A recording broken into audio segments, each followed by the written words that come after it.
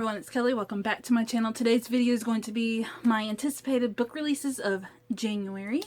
It is a new year, new books, and this month has some good ones. So, in true fashion, these books are not going to be shown in order of release date. So, the first one I'm going to be talking about is The Road of Bones by Christopher Golden. And this is about a road that is a real road in Siberia that is bones. It's made of dead prisoners from Stalin's prisoners camp, the gulags. And this was during World War II. I am like super excited about this because back in August, I think, July or August of 2021, I watched Long Way Around with Ewan McGregor and Charlie Boorman. They did a motorcycle journey from London all the way to New York, and they rode on the Road of Bones, and it was like isolated. And so this is about the Kolyma Highway, otherwise known as the Road of Bones. It's a 1,200-mile stretch of Siberian road where winter temperatures can drop as low as 60 degrees below zero. Under Stalin, at least 80 Soviet gulags were built along the route to supply the USSR with readily available workforce. And over time, hundreds of thousands of prisoners died in the midst of their labors. Their bodies were buried where they fell, plowed under the permafrost underneath the road. And it's about a documentary producer. He learns about the road and he realizes he stumbled upon an untapped potential. Kind of like a book I read last in November. It was like a not found footage, but a documentary, like trying to get down to why these horrors happen. So it's a adult horror, and it comes out on January 25th, and we all know how long January takes to finish. So I'm going to be waiting 3 more weeks for this book, and it's got 4 spirits, a malignant animistic shaman, and they flee an abandoned town across miles of deserted permafrost. So, in the cover, it looks like a freaking skull. So, yes, one of the best covers of 2022 so far. Okay, so the next book is The Red Palace by June Her. This is set in 1758 in Korea, and there are a few options available to illegitimate daughters in the capital city, but through hard work and study, 18-year-old, I can read, I promise, Haeyeon, or I'm going to have a pronunciation guide for these names, because I want to get them right, has earned a position as a palace nurse. All she wants is to keep her head down, do a good job, and perhaps finally win her estranged father's approval. But she is suddenly thrust into the dark and dangerous world of court politics when someone murders 4 women in a single night, and the prime suspect is her closest friend and mentor. Determined to prove her beloved teacher's innocence, she launches her own secret investigation. And it's from the author of The Silence of Bones and The Forest of Stolen Girls. And it's an atmospheric historical mystery perfect for fans of Courtney Summers and Carrie Maniscalco.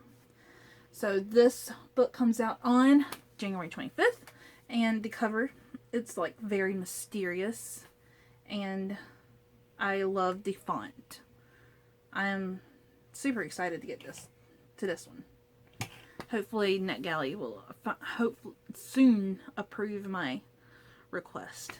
I highly doubt it, because my approval ratio is in the 30s. Okay, this next one is on everybody's anticipated list, and I am no exception. So, that is Daughter of the Moon Goddess by Su Lin Tan. And look at this cover. It's so pretty. I think 2022 is going to be the year of, like, beautiful covers. Hell, last year was beautiful covers. Beautiful covers are like candy. So, okay, this is about a captivating debut fantasy inspired by the legend of Chang, the Chinese moon goddess, in which a young woman's quest to free her mother pits her against the most powerful immortal in the realm. Growing up on the moon, I'm going to need a pronunciation guide for that. Jingyan is accustomed to solitude, unaware that she is being hidden from the feared celestial emperor who exiled her mother for stealing his elixir of immortality. But when her magic flares and her existence is discovered, she is forced to flee her home, leaving her mother behind. Alone, powerless, and afraid, she makes her way to the celestial kingdom, a land of wonder and secrets. Disguising her identity, she seizes an opportunity to learn alongside the emperor's son, mastering archery and magic, even as passion flames between her and the prince. And it's about a quest confronting creatures and, of course, enemies along the way. And it's a romantic duology, which weaves ancient Chinese mythology into a sweeping adventure of immortals and magic, where love vies with honor, dreams are fraught with betrayal, and hope emerges triumph. Now, I hope it's an actual quest with mythology and not just a romance that has those aspects like sprinkled here and there. I hope not. So many people are anticipating this book. So, this comes out on January 11th. Next one, I have an arc, so I'm going to be getting to it hopefully before it releases so I can have a book talk up. But it is called The Night Fast of Wolves by Meg Long. It's about gangsters. So, 17-year-old Sina Korhosen must flee with her prize-fighting wolf Iska in tow after angering a local gangster. A team of scientists offer to pay her way off her frozen planet on one condition. She gets them to the finish line of the planet's infamous sled race. Though Senna always swore she never raced after it claimed both her mother's lives, it is now her only option. But the tundra is a treacherous place, and after the race unfolds and their lives are threatened at every turn, Senna starts to question her own abilities. She must discover whether she's strong enough to survive the wild, whether she and Iska together are strong enough to get them all out alive. It's about survival, found family, and the bond between a girl and a wolf that delivers a fresh twist on classic survival stories and frontier myths. I love wolves. So when I first heard about this, I immediately added it to my TBR.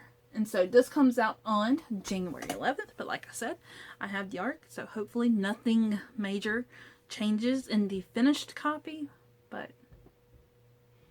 oh, I'm so excited. I'm like asking myself why I have not read it sooner when I got the copy. Got a dystopian again? It's a YA dystopian. So, The Crossing Gate by Aziel R. Lavie. Look at this cover. It's pretty. It's a storefront and under a skirt. So this is a the first book in a series called A Waltz of Sin and Fire. It is a coming-of-age, urban fantasy, dystopia, science fiction, romance, fantasy. It's about a girl who can't grow up, literally. In the kingdom of Elpax, juveniles must walk through the mysterious crossing gate to become adults. And 17-year-old Lenora is determined that her third attempt at crossing to adulthood would be successful. Even though adulthood means facing horrible realities such as sin spots appearing on her body whenever she commits a sin, it also means being able to have a job, and Lenora needs to work to support her struggling family. But Lenora's crossing day goes horribly wrong. Accused of trying to start a revolution, Lenora must obey the kingdom's law to the letter if she wants to take suspicion off herself. But following the rules isn't as easy as it sounds, especially when she meets a mysterious and handsome stranger who makes her feel emotions she's never experienced before, even though juveniles and Elpax aren't supposed to be capable of falling in love. That's all I'm reading. So this comes out on January 4th, and it's first in an epic series perfect for fans of Victoria Aveyard's Red Queen and Lauren Oliver's Delirium.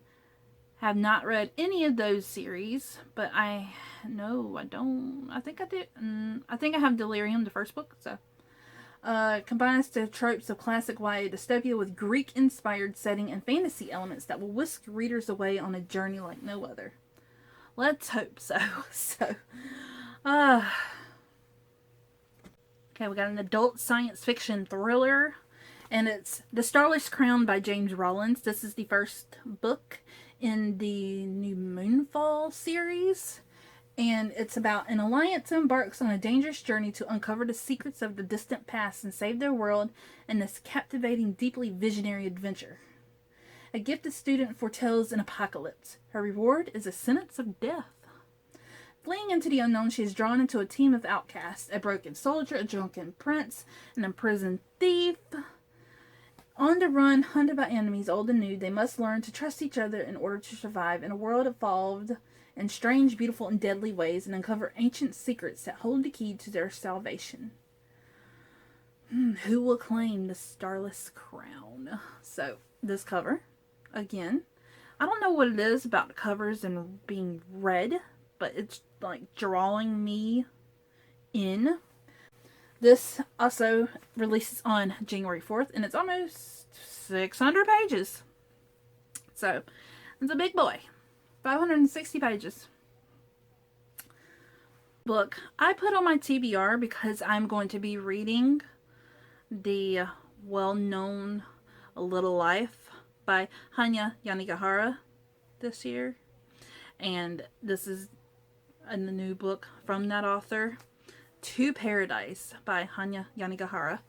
And I know that A Little Life is just going to break me, possibly, if I'm not a cold-hearted, my black heart can just shatter.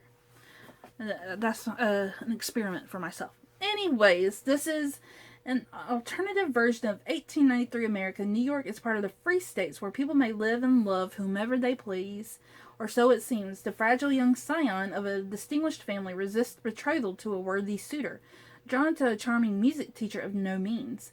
In 1993 Manhattan, besieged by the AIDS epidemic, a young Hawaiian man lives with his much older, wealthier partner, hiding his troubled childhood and the fate of his father. And in 2093, in a world riven by plagues and governed by totalitarian rule, a powerful scientist's damaged granddaughter tries to navigate life without him and solve the mystery of her husband's disappearances. These three sections are joined in an enthralling and ingenious symphony as recurring notes and themes deepen and enrich one another. Boy, just reading that, my heart's already like, oh my god. But, yeah. This comes out on January 11th. It's 720 pages of full-on heartbreak. So, it's a novel of marvelous literary effect, but above all, it is a work of emotional genius. So, I'm going to be reading A Little Life first, and then I'm going to be reading reviews, because this is going to take me a while to get to.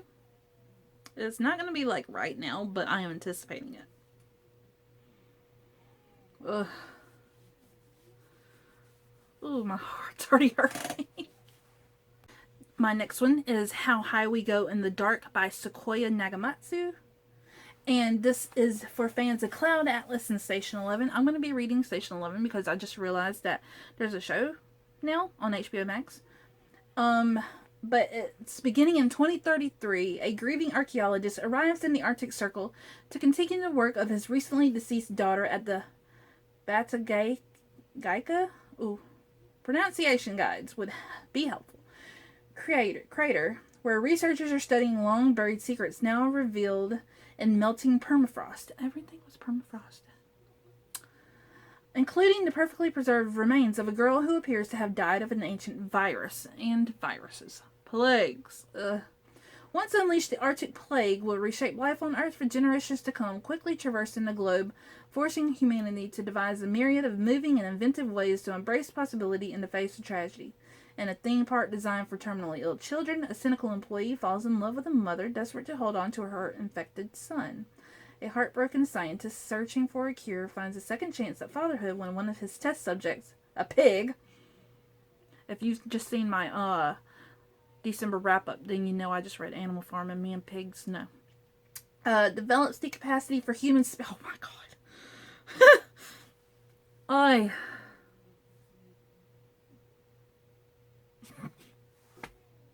No.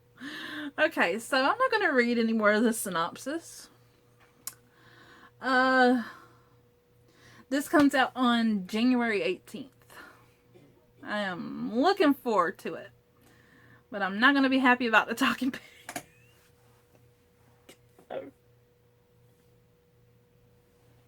I also have a NetGalley copy of this one. This is The Last House on the Street by Diane Chamberlain. This comes out on January 11th. And it is about a woman named Kayla Carter. Her husband dies in an accident while building their dream house. She knows she has to stay strong for their 4-year-old daughter, but the trophy home in Shadow Ridge Estates, a new development in Sleepy Round Hill, North Carolina, will always hold tragic memories. But when she is confronted by an odd older woman telling her not to move in, she almost agrees. It's clear this woman has some kind of connection to the area and a connection to Kayla herself. Kayla's elderly new neighbor, Ellie Hockley, is more welcoming, but it's clear she too has secrets that stretch back almost 50 years. Is Ellie on a quest to right the wrongs of the past, and does the house at the end of the street hold the key? Told in dual time periods, The Last House on the Street is a novel of shocking prejudice and violence, forbidden love, the search for justice, and the tangled vines of two families. So this is a adult historical fiction thriller, and yeah, I'm hoping that it doesn't have cheating involved, like a cheating husband. Like the woman telling them not to move in. I hope it's not that, because I can't stand that in books. I can't stand cheating husbands anywhere. I went through it. Okay, so anyways, I'm going to be reading this hopefully this month and have a book talk up. That's what I'm planning. New releases. I have book tops this year. The last book on this list is another adult mystery thriller. I really want to get into more mystery thrillers, can you tell? And that is A Flicker in the Dark by Stacey Willingham. This is a debut, and it's a lyrical thriller, certain to be the launch of an amazing career. It's about a woman named Chloe Davis. When she was 12, 6 teenage girls went missing in her small Louisiana town. By the end of summer, Chloe's father had been arrested as a serial killer and promptly put in prison. Chloe and the rest of her family were left to grapple with the truth and try to move forward while dealing with the aftermath. Now, 20 years later, she is a psychologist in private practice in Baton Rouge and getting ready for her wedding. She finally has a fragile grasp on the happiness she worked so hard to get. Sometimes, though, she feels out of control as her own life has troubled teens who are her patients.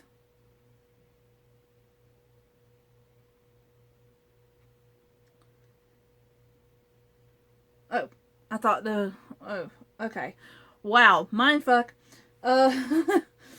And then a local teenage girl goes missing, and then another, and that terrifying summer comes crashing back. Is she paranoid and seeing parallels that aren't really there? Or, for the second time in her life, is she about to unmask a killer? And it's been optioned for a limited series by Emma Stone and sold to dozens of countries around the world. Huh. So what streaming service? Or what service? What channel? What company? Netflix? Hulu? Please not HBO Max. I can't deal with another HBO Max right now. So, Apple? But yeah, this releases on January 11th. So, and it's almost 400 pages. Will appeal equally to fans of Gillian Flynn and Karen Slaughter. I'm going to be reading my first Gillian Flynn book this month. So, we'll see how it goes. So that is it for this video. I hope you enjoyed. If you did, please give it a thumbs up, hit that subscribe button, and I'll see you in my next video. Bye.